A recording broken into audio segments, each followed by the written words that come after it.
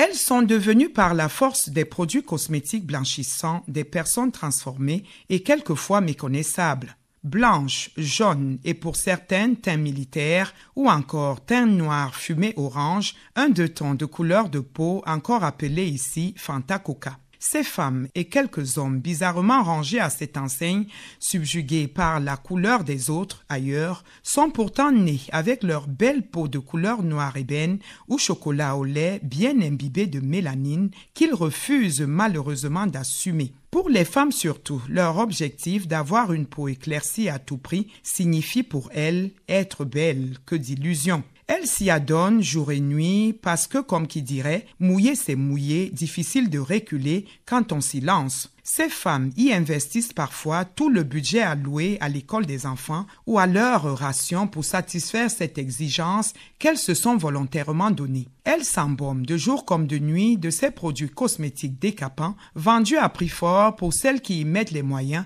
en tubes pour les pommades, en crème, en lait, en injection et même en liquide pour des bains quand ce n'est pas pour les pires bricoleuses de l'eau de Javel carrément. Des faux mélanges d'une chimie approximative dont le résultat finit par leur donner des maladies à l'instar du cancer de la peau qui s'invite à cette marmelade et bien d'autres désagréments tels que les lésions sur le visage et le reste du corps avec particulièrement les pieds tondus carrément écorchés et qui les oblige souvent à se couvrir parce que gênés par les regards des autres. Et malgré l'interdiction récente de l'importation et la vente de ces produits éclaircissants, un marché noir s'est développé notamment en ligne où un laisser-aller fait prospérer l'industrie. À qui profite ce commerce qui pourrit des vies au nom de la beauté? N'y a-t-il pas d'autres moyens de répression pour faire arrêter ces dégâts sur nos peaux? Qui a même dit qu'avoir un teint éclairci renvoie à être belle?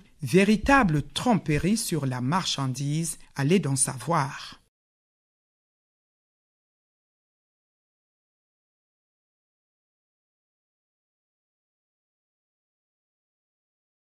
Nous avons dans ce studio le docteur Louis-Bertrand Mvogo. Vous êtes dermatologue. Merci d'avoir répondu à notre invitation. C'est le plaisir pour moi. Alors, vous venez d'écouter notre chronique. Qu'est-ce que cela vous dit d'emblée? Vous avez totalement raison, d'après ce que je viens d'écouter. Mais n'allons pas juste se focaliser sur l'aspect de la beauté. C'est vrai, elles veulent être belles. Mais il y a aussi cet aspect socio-économique qui entre vraiment en jeu parce que beaucoup d'entre elles vont penser que avoir ce teint-là va leur permettre d'accéder à un certain statut social. Bien sûr, nous avons aussi les influences de leur famille, si je puis dire, et les influenceuses, les réseaux sociaux un peu partout.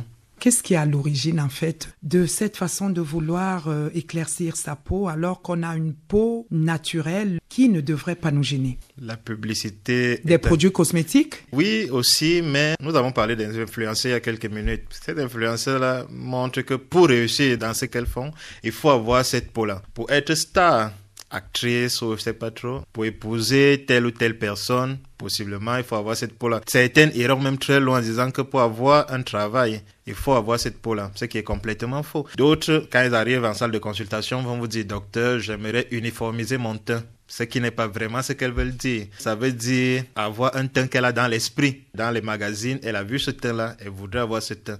Beaucoup sont illettrés, elles ne savent pas qu'il y a des outils que beaucoup utilisent pour avoir ce teint-là à l'écran et elles sont obligées d'aller vers ces produits-là pour essayer d'obtenir ce rêve impossible. Nous avons convoqué le dermatologue que vous êtes pour que vous puissiez nous dire quel est votre regard sur cette question. Le dermatologue que je suis dira qu'il est un peu désolé de voir cela parce que j'ai fait plusieurs pays et dans certains pays, avoir une peau ébène, comme vous avez si bien dit, est plutôt un facteur de beauté. Je ne comprends pas pourquoi. Chez nous, en Afrique subsaharienne, il y a ce souci-là dans certains pays. Au Cameroun, au Sénégal, en Côte d'Ivoire, on va retrouver ces femmes-là qui font cette dépigmentation volontaire. Et c'est à outrance parce que quand nous essayons de voir les parfumeries, certaines pharmacies même, ces produits-là sont vendus. Baladons-nous un peu dans notre ville, nous allons voir des panneaux publicitaires montrant ces produits cosmétiques-là. C'est ça. Nous allons parler des conséquences justement, mais avant, parlez-nous de votre expérience de dermatologue sans trahir quelque chose. Vous recevez certainement des femmes, des hommes peut-être aussi, parce qu'il y en a qui font ce travail-là. Quelles sont les situations qu'on vous présente généralement? Le patient ne vient pas pour arrêter la dépigmentation. Le patient vient voir le dermatologue pour que le dermatologue l'aide à mieux se dépigmenter. Il y a cette nuance-là. Pour lui, la dépigmentation n'est pas une mauvaise chose, enfin pour lui ou pour elle. La dépigmentation est juste mal organisée. Oui. Donc, il voudrait l'avis d'un professionnel pour mieux agencer ces produits. Certains vont venir vous dire que docteur, est-ce que vous ne faites pas des compositions? Est-ce que vous ne pouvez pas m'aider? À ce point? Oui. Est-ce que vous ne pouvez pas m'aider à atteindre tel objectif? Moi, j'ai reçu des patients qui m'ont dit, docteur, moi, sincèrement, je ne peux pas arrêter. Mais si vous voulez m'aider, aidez-moi à mieux le faire. À ce moment-là, moi, je te réponds, désolé, c'est hors de mes compétences. C'est je ça. ne peux pas. Certains viennent vous voir parce qu'elles ont déjà des problèmes, de sérieux problèmes, des pathologies. Bien sûr, il y a des pathologies visibles que nous recevons énormément. D'abord, l'acné. Il y a les vergetures. Bien sûr, il y a des vergetures qui sont dues à la prise, à la perte de poids. Oui, il y a des vergetures qui sont dues aux grossesses, mais il y a des vergetures qui sont dues à la dépigmentation, qui sont vraiment comme des blessures, parce que ce sont des vergetures éclatées. La peau est tellement sensible que elles sont irréversibles malgré tous les traitements qu'on peut expérimenter. Et il y a des infections bactériennes, fongiques que certaines patientes peuvent avoir. Et il y a des affections, un peu comme la gale, elle est bien présente. Il y a des pathologies systémiques, on peut citer l'hypertension, le diabète, les insuffisances urинaliennes, des néphropathies. Il y en a un bon nombre. Causées par la Par la dépigmentation. dépigmentation volontaire. Et qu'est-ce que vous leur dites? Est-ce que vous avez convaincu certains d'arrêter de faire cette pratique? Oui, quand elle est nouvelle, quand le patient ou la patiente vient de commencer, oui, il y a encore moyen de lui dire que non, c'est plutôt mieux d'avoir une peau hydratée que d'avoir une peau éclatante. Parce que tous ces produits, que ce soit White, Light, Caro Light, moi, la première question que je vais poser aux patients, c'est quelles sont vos habitudes cosmétiques? Dès que je constate qu'il y a l'un de ces produits 72 heures, 24 heures et j'en passe, je vais te dire, si vous voulez que je continue de vous suivre, la première des choses, c'est d'arrêter d'utiliser tous ces produits. Pour la bonne santé de votre peau, moi, je vous prescris tel ou tel produit. Alors, certaines esthéticiennes nous font croire qu'il y a des produits qui entretiennent tout simplement la peau. Qu'en est-il véritablement? Naturellement, il y a des produits qui entretiennent la peau. Nous conseillons aussi à ces patients-là de se rapprocher des professionnels. Une esthéticienne n'est pas une professionnelle de la peau. Le professionnel de la peau, c'est le dermatologue. C'est ça. Ces produits que vous conseillez coûtent cher. Et c'est pour ça que, généralement, ces dames vous fuient pour consulter celles qui font des mélanges compliqués. J'aurais tendance à dire que la qualité coûte cher. Donc, si vous voulez vraiment avoir cette peau hydratée, bien protégée, alors mettez-y le prix. Même si vous n'avez pas assez de moyens, le bon dermatologue va vous conseiller un produit qui pourra mieux protéger votre peau. Vous parliez tantôt des conséquences. Quelles sont ces conséquences liées à cette dépigmentation de la peau? Comme je vous ai expliqué, il y a plusieurs pathologies qui sont liées à cette dépigmentation. Nous allons rencontrer des patientes, par exemple, qui vont arriver pour un kyste, un lipome. C'est une petite opération chirurgicale que nous devons effectuer. Mais là, au moment de faire la suture, la peau va lâcher parce que la peau est très fragile. Oui. Puisque la dépigmentation va entraîner ce qu'on appelle l'atrophie cutanée. L'atrophie cutanée, c'est l'amincissement de la peau. Et une fois que votre peau est assez mince, trop mince, il est difficile de maintenir une suture dessus. C'est pour ça qu'une suture qui est censée guérir au bout de 10, 14 jours va mettre peut-être un mois. À côté de ça, des patients vont vous dire que moi j'ai mon acné depuis 20 ans, ça ne guérit pas. Ça ne guérit pas parce que à côté, vous n'arrêtez pas de vous dépigmenter. Et pour celles qui cherchent l'uniformisation du teint, c'est assez difficile parce que nous sommes sur la zone équatoriale. Le soleil frappe à très haute intensité.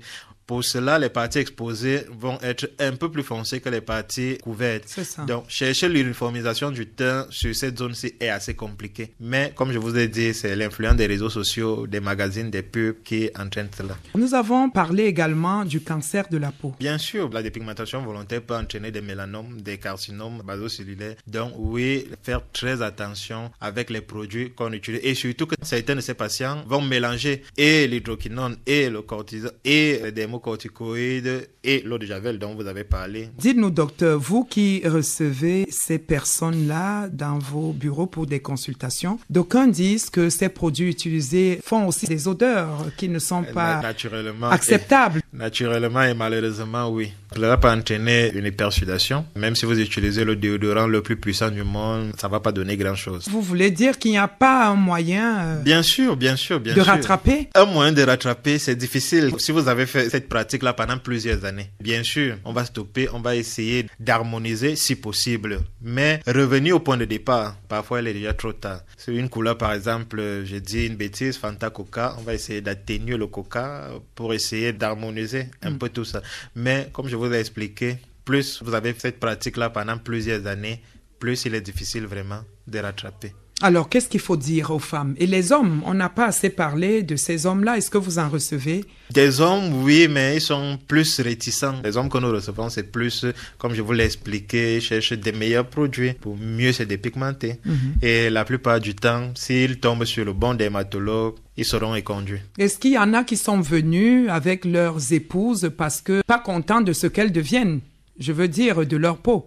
Certains sont venus avec leurs épouses pour que moi, le dermatologue, je change la peau de l'épouse, en quelque sorte. Changer dans le sens de blanchir la peau? De blanchir la peau de cette dernière. C'est une commande de l'époux. Ça, ce sont des cas que j'ai déjà eu, ou des femmes qui vont arriver et vous dire que bon, moi, mon mari n'aime pas les peaux noires, donc il faut que je conserve cette peau que j'ai déjà. Mais parlons-en, docteur. Semble-t-il que c'est les hommes qui poussent les femmes à cette pratique? Non, pas vraiment. Semble que la peau claire passe mieux sur le marché. Pas forcément, pas forcément. Vous n'êtes pas de peau claire, Madame Bousnou. Mais je pars du principe que vous passez sur le marché. Donc, c'est pas forcément un problème de peau claire. C'est une idée préconçue. Vous l'attestez que c'est une idée préconçue? Qui n'est pas forcément vraie. Vous poussez les femmes à la faute, semble-t-il. Docteur, nous allons sortir par là. Quel est le conseil qu'il faut donner aux femmes, à ces personnes-là, même les hommes, qui se dépigmentent la peau? Le premier conseil, il sera plutôt drastique, c'est d'arrêter complètement. Celles qui veulent commencer, ne pas s'engager. La prochaine étape, c'est de se rapprocher d'un dermatologue. Il pourra mieux vous conseiller. Comme je l'ai dit, une esthéticienne, un marchand en parfumerie n'est pas un professionnel de la peau. Il ne peut pas vous aider dans ce sens.